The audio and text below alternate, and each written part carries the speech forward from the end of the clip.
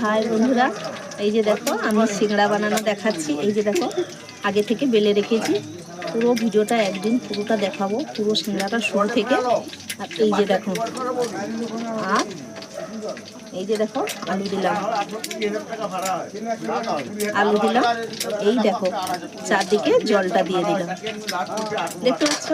তারপরে এই করলাম, এই করে মুড়ে দিলাম। তো দেখো বন্ধুরা, আমার সিংড়াটা অলরেডি হয়ে গেছে। দেখতে পাচ্ছ সিংড়াটা হয়ে গেছে।